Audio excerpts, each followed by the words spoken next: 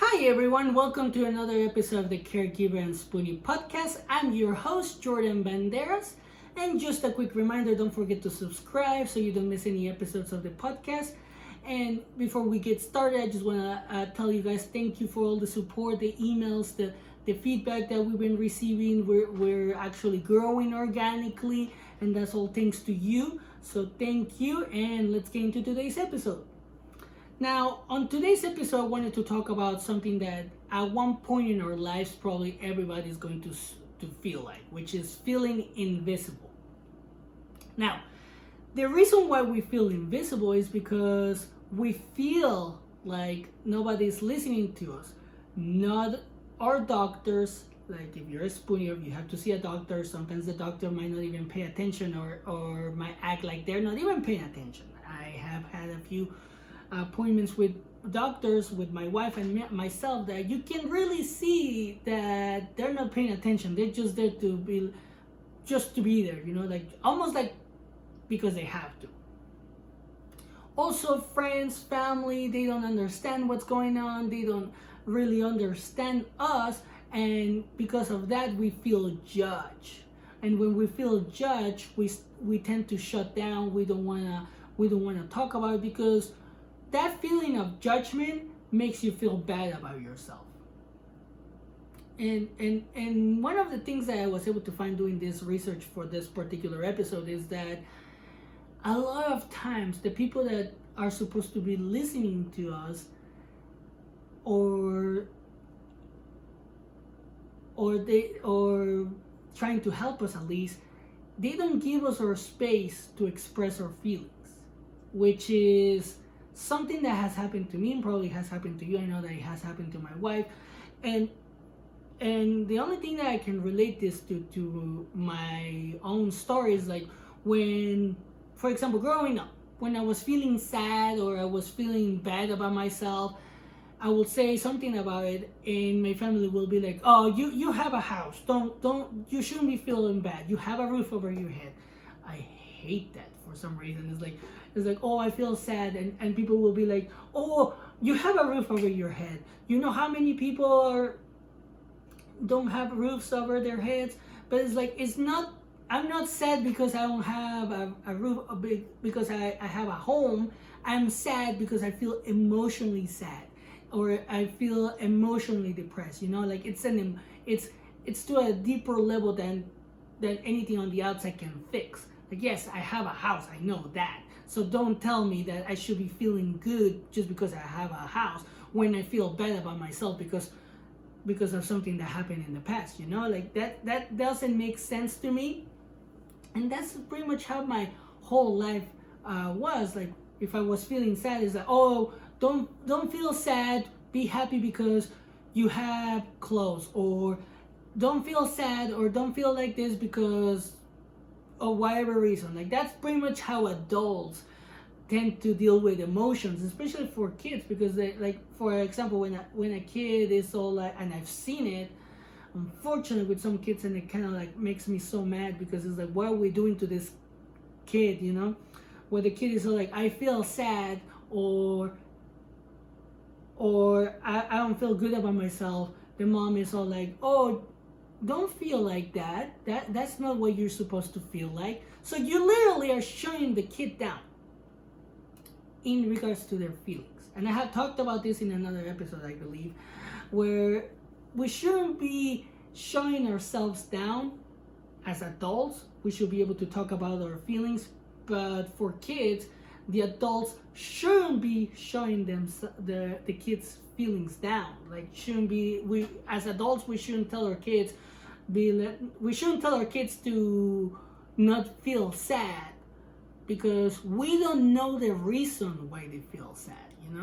Maybe they feel like mom and dad are fighting because of them, or maybe they feel sad because they might have broken something, or they got bad grades. So if we keep telling our kids, and I know that I don't have kids, but I'm just basing it on my experience. Like, if I had a kid and I see that my kid is acting a certain way, and he tells me like, oh, I'm sad, or I feel angry because of this, I will ask them like, how come? Talk to me. Like talk to me. Express your feelings. Let them express their feelings. And one of the things that we need to do in order for us to help, especially Spoonies, caregivers, and everybody, due to current events, is that we need to help them not feel invisible.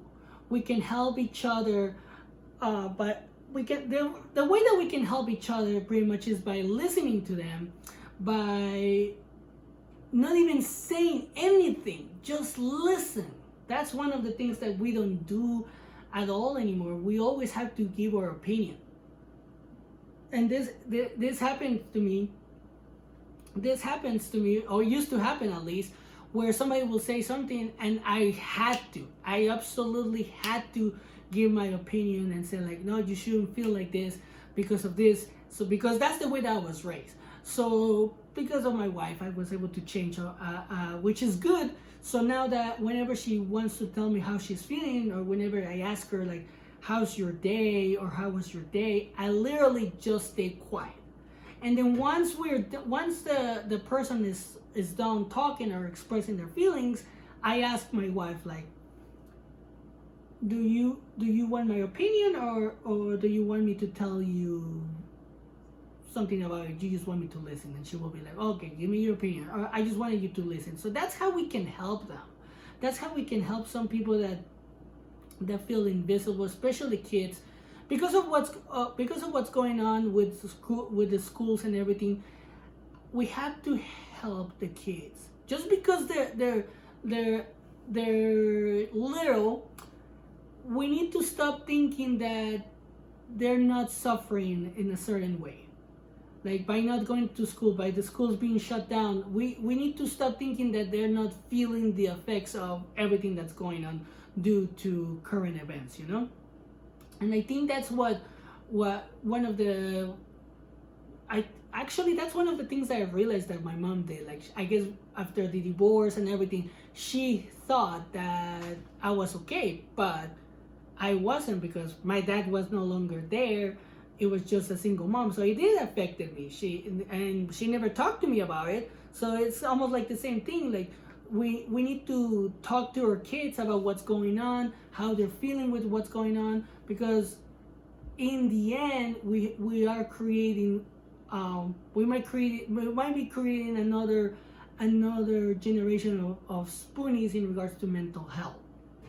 And another thing that I want to talk about is pretty much when somebody tells you that they're feeling a certain way, just let them know like, hey, I'm here for you. If you ever want to talk, if you ever want to talk to me, and just listen. Just listen, because by just listening to the person, we're literally showing them that we care about them enough that they can express themselves with us. That's the best part about it. Like, they will know that there's somebody out there that can listen to them, that can actually listen to them, and they might feel like they have somebody to support them. So that way they don't feel it as invisible as they were feeling before. Now, when it comes to the Spoonies and the caregivers, you have to work together with your Spoonie. You have to, absolutely you have to. You have to talk to your Spoonie about how you can help them not feel invisible.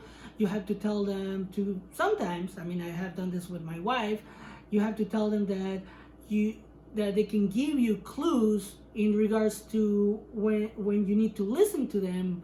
Like, one of the things that my wife did actually is this.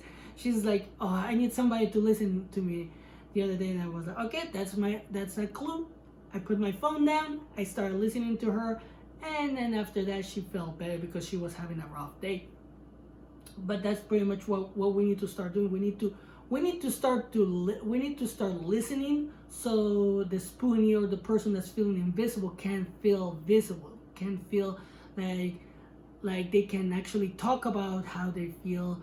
They can talk about what's going on in their mind, and it can actually, if we do this, it can actually help people with depression and anxiety, because now they might be able to realize what exactly is going on, what's causing the anxiety, what's causing the depression. That's one of the things that actually therapy helped me with, by talking about the issues that I was holding on to. It made me realize, like, okay, because I was holding on to this issue and nobody listened to me, I felt angry, and then I was taking it out on this person, or I was taking it out on my wife, or I was doing all of this shit, So it's something that we need to start doing, helping people not feel invisible, because once everybody becomes visible, we can actually have deep conversations.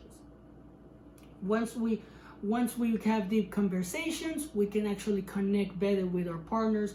We can connect better with other people. We can actually have better relationships, and better understanding on what's going on with that person. Like when somebody, if you have like deep conversations with somebody, and that person at one point tells you, "Oh, I'm sad," and you ask like, "How come?" Then the person is going to be able to open up, and that person might be able to understand that, "Oh, I'm sad for this. Maybe I should just let it go because it's in the past. It's not in the present. Now I can move on." So it's almost like therapy, literally. But listening to somebody else is almost like therapy. It's almost like therapy, and it will help. So I hope that this helps you understand how we can help people that feel invisible, and why sometimes people feel invisible.